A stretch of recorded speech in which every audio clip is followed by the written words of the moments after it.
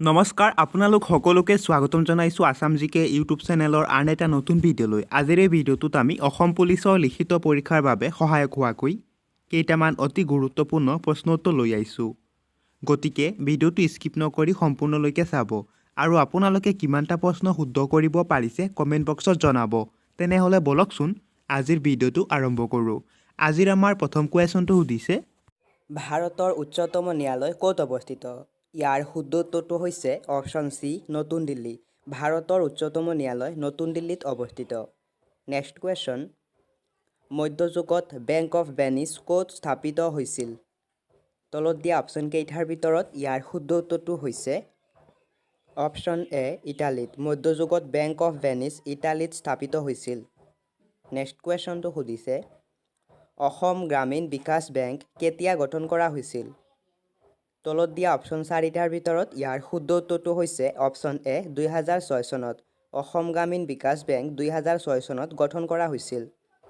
Next question, Assam গ্ৰামীণ বিকাশ বেংকৰ মুখ্য কাৰ্যালয় ক'ত অৱস্থিত? তলত দিয়া অপশ্যন কেইটাৰ ভিতৰত ইয়াৰ শুদ্ধ উত্তৰটো হৈছে অপশ্যন এ, গুৱাহাটী। অসম গ্ৰামীণ বিকাশ বেংকৰ মুখ্য কাৰ্যালয় গুৱাহাটীত অৱস্থিত।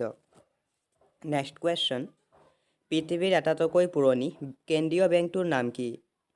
তলত দিয়া অপশ্যন কেইটাৰ ভিতৰত ইয়াৰ শুদ্ধ উত্তৰটো হৈছে অপশ্যন চি, ছুইডেনৰ ৰিক্স বেংক।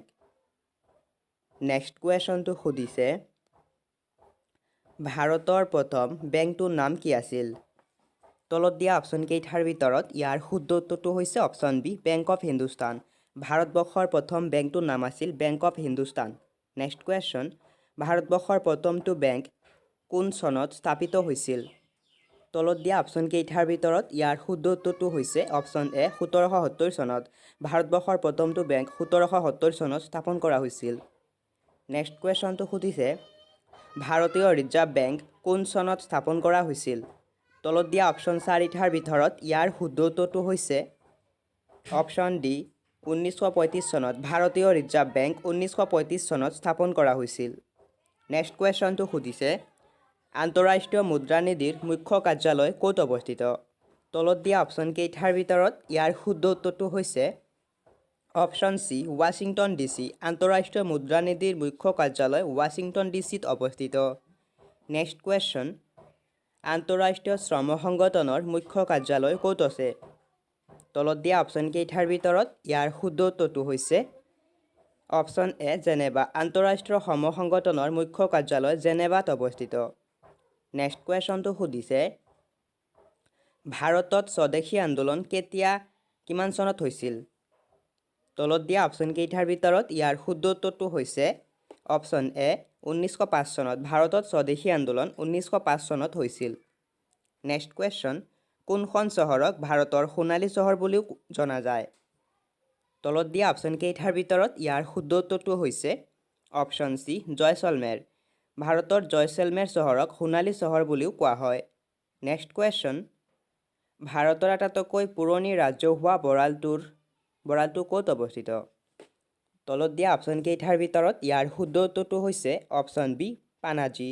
ভাৰতৰ আটাইতকৈ পুৰণি ৰাজহুৱা পুথিভঁৰালটো পানাজীত অৱস্থিত। নেক্সট কুৱেশ্যনটো সুধিছে, পদ্মশ্ৰী বঁটাপ্ৰাপ্ত প্ৰথম ভাৰতীয় মহিলা খেলুৱৈগৰাকী কোন? তলত দিয়া অপশ্যন চাৰিটাৰ ভিতৰত ইয়াৰ শুদ্ধ উত্তৰটো হৈছে অপশ্যন এ, আৰতি সাহা। পদ্মশ্ৰী বঁটাপ্ৰাপ্ত প্ৰথম ভাৰতীয় মহিলা খেলুৱৈগৰাকী আছিল আৰতি সাহা।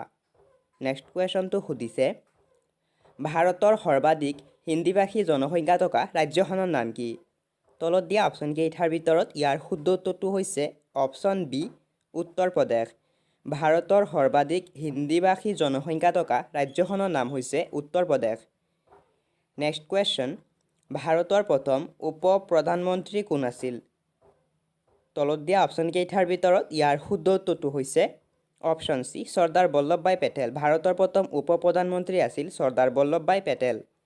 নেক্সট কুৱেশ্যনটো সুধিছে, চিৰ চেনেহী মোৰ ভাষা জননী এই গীতটো কোনে ৰচনা কৰিছিল? তলত দিয়া অপশ্যন কেইটাৰ ভিতৰত ইয়াৰ শুদ্ধ উত্তৰটো হৈছে অপশ্যন এ, মিত্ৰদেৱ মহন্তই। চিৰ চেনেহী মোৰ ভাষা জননী এই গীতটো মিত্ৰদেৱ মহন্তই ৰচনা কৰা। নেক্সট কুৱেশ্যন, দাদা চাহেব ফাল্কে বঁটা কেতিয়াৰ পৰা প্ৰদান কৰা হৈছিল? তলত দিয়া অপশ্যনকেইটাৰ ভিতৰত ইয়াৰ শুদ্ধ উত্তৰটো হৈছে অপশ্যন এ 1969 চনত দাদা চাহেব ফাল্কে বঁটা 1969 চনৰ পৰা প্ৰদান কৰা হৈছিল।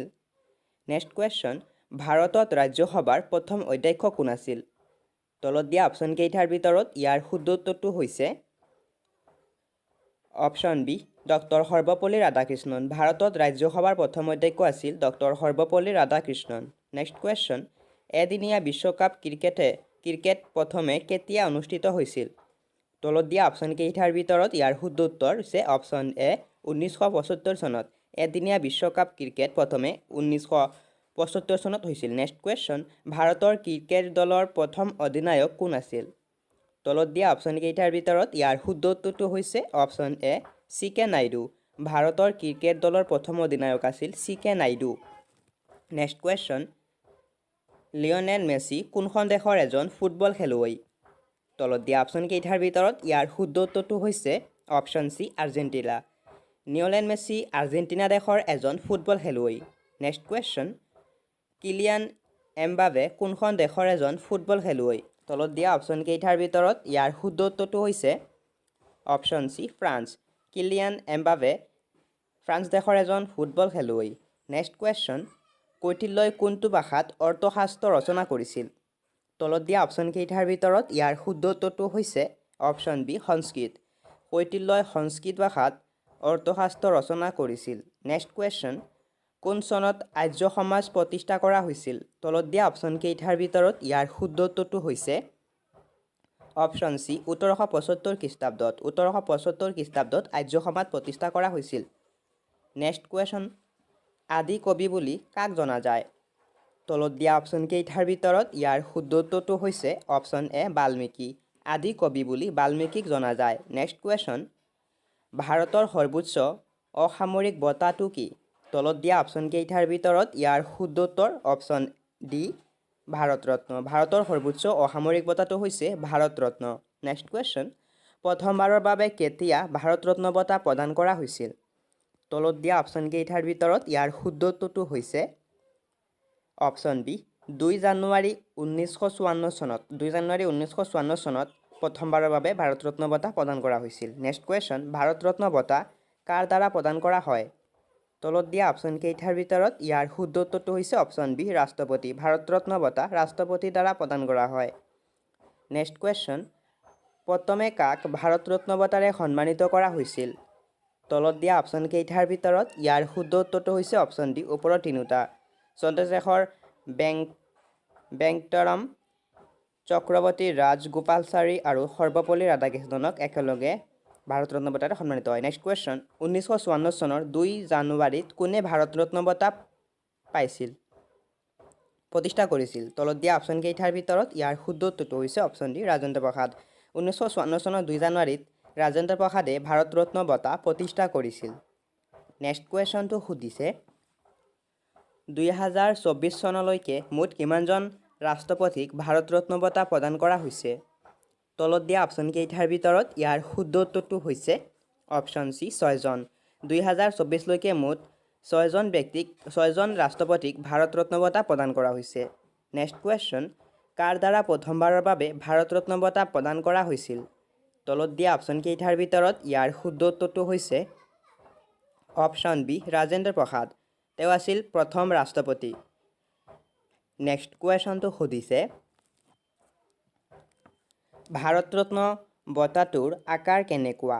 তলত দিয়া অপশ্যনকেইটাৰ ভিতৰত ইয়াৰ শুদ্ধ উত্তৰটো হৈছে অপশ্যন চি পিপল গছৰ পাতৰ দৰে। ভাৰত ৰত্ন বঁটাটোৰ আকাৰ হৈছে পিপল গছৰ পাতৰ দৰে। নেক্সট কুৱেশ্যন, ভাৰত ৰত্ন লাভ কৰা আটাইতকৈ কম বয়সীয়া ব্যক্তিগৰাকী কোন?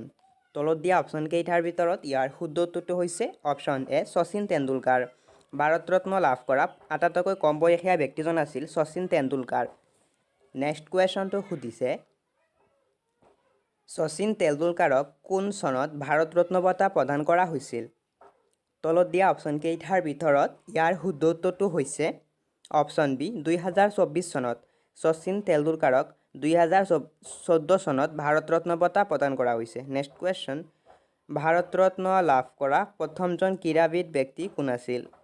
তলত দিয়া অপশ্যনকেইটাৰ ভিতৰত ইয়াৰ শুদ্ধ উত্তৰটো হৈছে অপশ্যন বি শচীন তেণ্ডুলকাৰ ভাৰত ৰত্ন লাভ কৰা প্ৰথম ক্ৰীড়াবিদ ব্যক্তি আছিল শচীন তেণ্ডুলকাৰ নেক্সট কুৱেশ্যন ভাৰত ৰত্ন বঁটা লাভ কৰা প্ৰথম বিজ্ঞানী কোন আছিল তলত দিয়া অপশ্যনকেইটাৰ ভিতৰত ইয়াৰ শুদ্ধ উত্তৰটো হৈছে option A C V Raman Bharat Ratna বঁটা লাভ কৰা প্ৰথম বিজ্ঞানীজন আছিল চি ভি ৰমন নেক্সট কুৱেশ্যনটো সুধিছে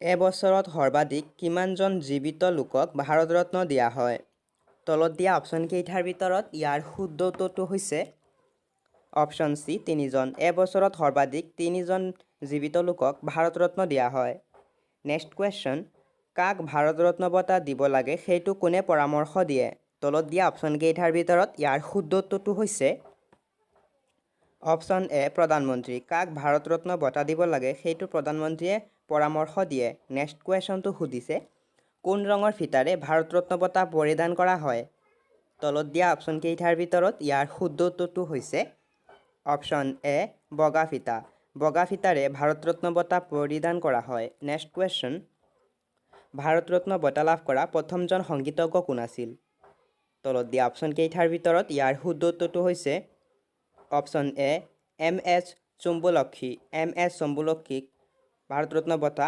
প্ৰথমবাৰ প্ৰদান কৰা হৈছিল নেক্সট কুৱেশ্যন বৰ্তমানলৈকে কোন বিদেশী নাগৰিকক ভাৰত ৰত্ন বঁটা প্ৰদান কৰা হৈছে তলত দিয়া অপশ্যনকেইটাৰ ভিতৰত ইয়াৰ শুদ্ধ উত্তৰটো হৈছে অপশ্যন চি উপৰোক্ত দুয়োটা নেলছন মেণ্ডেলা আৰু খান আব্দুল গফ্ফৰ খানক ভাৰত ৰত্ন বঁটা প্ৰদান কৰা হৈছে নেক্সট কুৱেশ্যন ভাৰত ৰত্ন বঁটা লাভ কৰা প্ৰথমগৰাকী ভাৰতীয় মহিলা কোন তলত দিয়া অপশ্যনকেইটাৰ ভিতৰত ইয়াৰ শুদ্ধ উত্তৰটো হৈছে অপশ্যন বি ইন্দিৰা গান্ধী ভাৰত ৰত্ন বঁটা লাভ কৰা প্ৰথমগৰাকী ভাৰতীয় মহিলা আছিল ইন্দিৰা গান্ধী নেক্সট কুৱেশ্যনটো সুধিছে প্ৰথমবাৰৰ বাবে কাক মৰণোত্তৰৰ বাবে ভাৰত ৰত্ন বঁটা প্ৰদান কৰা হৈছিল তলত দিয়া অপশ্যনকেইটাৰ ভিতৰত ইয়াৰ শুদ্ধ উত্তৰটো হৈছে অপশ্যন ডি লাল বাহাদুৰ শাস্ত্ৰী প্ৰথমবাৰৰ বাবে লাল বাহাদুৰ শাস্ত্ৰীক মৰণোত্তৰৰ বাবে ভাৰত ৰত্ন বঁটা প্ৰদান কৰা হৈছিল নেক্সট কুৱেশ্যন 1987 চনত ভাৰত ৰত্ন লাভ কৰা প্ৰথমজন বিদেশী কোন আছিল তলত দিয়া অপশ্যনকেইটাৰ ভিতৰত ইয়াৰ শুদ্ধ উত্তৰটো হৈছে অপশ্যন বি খান আব্দুল গফ্ফাৰ খান 1987 চনত ভাৰত ৰত্ন লাভ কৰা প্ৰথমজন বিদেশী আছিল খান আব্দুল গফ্ফাৰ খান নেক্সট কুৱেশ্যন 1990 চনত ভাৰত ৰত্ন লাভ কৰা দ্বিতীয়জন বিদেশী কোন আছিল তলত দিয়া অপশ্যনকেইটাৰ ভিতৰত ইয়াৰ শুদ্ধ উত্তৰটো হৈছে অপশ্যন এ নেলছন মেণ্ডেলা 1990 চনত ভাৰত ৰত্ন বঁটা লাভ কৰা দ্বিতীয়জন বিদেশী আছিল নেলছন মেণ্ডেলা নেক্সট কুৱেশ্যনটো সুধিছে মৰণোত্তৰৰ বাবে ভাৰত ৰত্ন লাভ কৰা প্ৰথমগৰাকী মহিলা কোন তলত দিয়া অপশ্যনকেইটাৰ ভিতৰত ইয়াৰ শুদ্ধ উত্তৰটো হৈছে অপশ্যন চি অৰুণা আছাফ আলী মৰণোত্তৰৰ বাবে ভাৰত ৰত্ন লাভ কৰা প্ৰথমগৰাকী মহিলা আছিল অৰুণা আছাফ আলী নেক্সট কুৱেশ্যনটো সুধিছে 2019 চনত ভাৰত ৰত্নেৰে কাক সন্মানিত কৰা হৈছিল তলত দিয়া অপশ্যনকেইটাৰ ভিতৰত ইয়াৰ শুদ্ধ উত্তৰটো হৈছে অপশ্যন ডি ওপৰৰ আটাইকেইজন প্ৰণৱ মুখাৰ্জী ভূপেন হাজৰিকা আৰু নানাজী দেশমুখক একেলগে ভাৰত ৰত্ন বঁটাৰে সন্মানিত কৰা হৈছিল 2019 চনত নেক্সট কুৱেশ্যনটো সুধিছে ভাৰত ৰত্ন বঁটা লাভ কৰা প্ৰথম উদ্যোগপতি কোন আছিল তলত দিয়া অপশ্যন চাৰিটাৰ ভিতৰত ইয়াৰ শুদ্ধ উত্তৰটো হৈছে option B JRT Tata Bharat Ratna বঁটা লাভ কৰা প্ৰথম উদ্যোগপতিগৰাকী আছিল JRT Tata next question Bharat Ratna বঁটা লাভ কৰা ভাৰতৰ প্ৰথম প্ৰধানমন্ত্ৰী কোন আছিল তলত দিয়া অপশ্যনকেইটাৰ ভিতৰত ইয়াৰ শুদ্ধ উত্তৰটো হৈছে অপশ্যন বি জৱাহৰলাল নেহেৰু ভাৰত ৰত্ন বঁটা লাভ কৰা ভাৰতৰ প্ৰথম প্ৰধানমন্ত্ৰীজন আছিল জৱাহৰলাল নেহেৰু নেক্সট কুৱেশ্যনটো সুধিছে মৰণোত্তৰৰ বাবে প্ৰদান কৰা ভাৰত ৰত্ন বঁটা কেতিয়াৰ পৰা আৰম্ভ হৈছিল তলত দিয়া অপশ্যনকেইটাৰ ভিতৰত ইয়াৰ শুদ্ধ উত্তৰটো হৈছে অপশ্যন চি 1964 চনত মৰণোত্তৰৰ বাবে প্ৰদান কৰা ভাৰত ৰত্ন বঁটা 1964 চনৰ পৰা আৰম্ভ হৈছিল নেক্সট কুৱেশ্যনটো সুধিছে 2024 চনলৈকে মুঠ কিমানজন ব্যক্তিক ভাৰত ৰত্ন বঁটা প্ৰদান কৰা হৈছে তলত দিয়া অপশ্যনকেইটাৰ ভিতৰত ইয়াৰ শুদ্ধ উত্তৰটো হৈছে অপশ্যন বি 53 জন 2024 চনলৈকে মুঠ 53জন ব্যক্তিক ভাৰত ৰত্ন বঁটা প্ৰদান কৰা হৈছে নেক্সট কুৱেশ্যন কোনটো দিনত ভাৰত ৰত্ন বঁটা প্ৰদান কৰা হয়? তলত দিয়া অপশ্যনকেইটাৰ ভিতৰত ইয়াৰ শুদ্ধ উত্তৰটো হৈছে অপশ্যন এ ২৬ জানুৱাৰী। ২৬ জানুৱাৰী দিনটোত ভাৰত ৰত্ন বঁটা প্ৰদান কৰা হয়। নেক্সট কুৱেশ্যন, কোন চনত মহান সংগীত শিল্পী লতা মংগেশকাৰক ভাৰত ৰত্ন বঁটাৰে সন্মানিত কৰা হৈছিল? তলত দিয়া অপশ্যনকেইটাৰ ভিতৰত ইয়াৰ শুদ্ধ উত্তৰটো হৈছে অপশ্যন বি ২০০১ চনত। ২০০১ চনত লতা মংগেশকাৰক ভাৰত ৰত্ন বঁটাৰে সন্মানিত কৰা হৈছিল। নেক্সট কুৱেশ্যন, ভাৰত ৰত্ন বঁটাৰ লগত কিমান টকা দিয়া হয়? তলত দিয়া অপশ্যনকেইটাৰ ভিতৰত ইয়াৰ শুদ্ধ উত্তৰটো হৈছে অপশ্যন চি ০। ভাৰত ৰত্ন বঁটাৰ লগত কোনো টকা দিয়া নহয়। নেক্সট কুৱেশ্যনটো সুধিছে ভাৰত ৰত্ন বঁটা ক'ত বনোৱা হয়?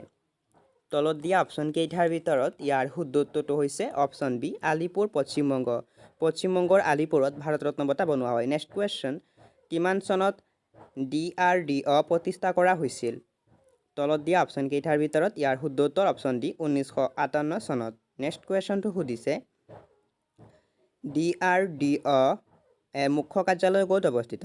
তলত দিয়া অপশ্যনকেইটাৰ ভিতৰত ইয়াৰ শুদ্ধ উত্তৰটো হৈছে অপশ্যন ডি নতুন দিল্লী। DRDOৰ মুখ্য কাৰ্যালয় নতুন দিল্লীত অৱস্থিত। নেক্সট কুৱেশ্যনটো সুধিছে DRDOৰ সম্পূৰ্ণ ৰূপটো কি? তলত দিয়া অপশ্যনকেইটাৰ ভিতৰত ইয়াৰ শুদ্ধ উত্তৰটো হৈছে option B defence research and development organisation. Next question, DRDO দিৱস কেতিয়া পালন কৰা হয়? তলত দিয়া অপশ্যনকেইটাৰ ভিতৰত ইয়াৰ শুদ্ধ উত্তৰটো হৈছে অপশ্যন এ ১ জানুৱাৰী। DRDO ১ জানুৱাৰী তাৰিখে পালন কৰা হয়। নেক্সট কুৱেশ্যনটো সুধিছে ২০১৬ চনৰ ১১ মে তাৰিখটো DRDO কি দিৱস ৰূপে পালন কৰিছিল? তলত দিয়া অপশ্যনকেইটাৰ ভিতৰত ইয়াৰ শুদ্ধ উত্তৰটো হৈছে option D national technology day. Next কুৱেশ্যনটো সুধিছে ভাৰতৰ পৰা ২০২২ চনৰ G7 সন্মিলনত কোনে অংশগ্ৰহণ কৰিছিল? তলত দিয়া অপশ্যনকেইটাৰ ভিতৰত ইয়াৰ শুদ্ধ উত্তৰটো হৈছে অপশ্যন এ নৰেন্দ্ৰ মোদী। ভাৰতৰ পৰা ২০২২ চনৰ G7 সন্মিলনত নৰেন্দ্ৰ মোদীয়ে অংশগ্ৰহণ কৰিছিল। নেক্সট কুৱেশ্যনটো সুধিছে ভাৰতত UPI কেতিয়া প্ৰৱৰ্তন কৰা হৈছিল? তলত দিয়া অপশ্যনকেইটাৰ ভিতৰত ইয়াৰ শুদ্ধ উত্তৰটো হৈছে অপশ্যন বি ২০১৬ চনত। ভাৰতত UPI ২০১৬ চনত প্ৰৱৰ্তন কৰা হৈছিল। নেক্সট কুৱেশ্যনটো সুধিছে UPIৰ সম্পূৰ্ণ ৰূপটো কি? তলত দিয়া অপশ্যনকেইটাৰ ভিতৰত ইয়াৰ শুদ্ধ উত্তৰটো হৈছে option D unified payment interface. Next question, ভাৰতৰ ৰাষ্ট্ৰীয় ষ্টক এক্সচেঞ্জ ক'ত অৱস্থিত? তলত দিয়া অপশ্যনকেইটাৰ ভিতৰত ইয়াৰ শুদ্ধ উত্তৰটো হৈছে অপশ্যন বি মুম্বাই। ভাৰতৰ ৰাষ্ট্ৰীয় ষ্টক এক্সচেঞ্জ মুম্বাইত অৱস্থিত। নেক্সট কুৱেশ্যনটো সুধিছে সূৰ্যৰ ৰশ্মিৰ পৰা পোৱা ভিটামিনবিধৰ নাম কি? তলত দিয়া অপশ্যনকেইটাৰ ভিতৰত ইয়াৰ শুদ্ধ উত্তৰটো হৈছে অপশ্যন ডি ভিটামিন ডি। সূৰ্যৰ ৰশ্মিৰ পৰা পোৱা ভিটামিন বিধৰ নাম হৈছে ভিটামিন ডি। নেক্সট কুৱেশ্যন, অসমত ১৮৫৭ চনৰ বিদ্ৰোহৰ নেতা কোন আছিল? তলত দিয়া অপশ্যনকেইটাৰ ভিতৰত ইয়াৰ শুদ্ধ উত্তৰটো হৈছে অপশ্যন এ মণিৰাম দেৱান। অসমত ১৮৫৭ চনৰ বিদ্ৰোহৰ নেতা আছিল মণিৰাম দেৱান। নেক্সট কুৱেশ্যনটো সুধিছে সত্ৰীয়া নৃত্যই কোন চনত ৰাষ্ট্ৰীয় স্বীকৃতি লাভ কৰিছিল? তলত দিয়া অপশ্যনকেইটাৰ ভিতৰত ইয়াৰ শুদ্ধ উত্তৰটো হৈছে অপশ্যন বি ২০০০ চনত। সত্ৰীয়া নৃত্যই ২০০০ চনত ৰাষ্ট্ৰীয় স্বীকৃতি লাভ কৰিছিল। নেক্সট কুৱেশ্যনটো সুধিছে গুৱাহাটী চাহ নিলাম কেন্দ্ৰটো কিমান চনত স্থাপন কৰা হৈছিল? তলত দিয়া অপশ্যনকেইটাৰ ভিতৰত ইয়াৰ শুদ্ধ উত্তৰটো হৈছে অপশ্যন চি ১৯৭০ চনত। গুৱাহাটী চাহ নিলাম কেন্দ্ৰটো ১৯৭০ চনত স্থাপন কৰা হৈছিল। নেক্সট কুৱেশ্যনটো সুধিছে গুৱাহাটী চাহ নিলাম কেন্দ্ৰটোৰ প্ৰতিষ্ঠাপক কোন আছিল? তলত দিয়া অপশ্যনকেইটাৰ ভিতৰত ইয়াৰ শুদ্ধ উত্তৰটো হৈছে অপশ্যন এ ধৰ্মানন্দ দাস। গুৱাহাটী চাহ নিলাম কেন্দ্ৰটোৰ প্ৰতিষ্ঠাপক আছিল ধৰ্মানন্দ দাস। নেক্সট কুৱেশ্যনটো সুধিছে টোকলাই চাহ গৱেষণাগাৰ কোন চনত প্ৰতিষ্ঠা কৰা হৈছিল? তলত দিয়া অপশ্যনকেইটাৰ ভিতৰত ইয়াৰ শুদ্ধ উত্তৰটো হৈছে অপশ্যন চি ১৯১১ চনত। টোকলাই চাহ গৱেষণাগাৰ ১৯১১ চনত প্ৰতিষ্ঠা কৰা হৈছিল।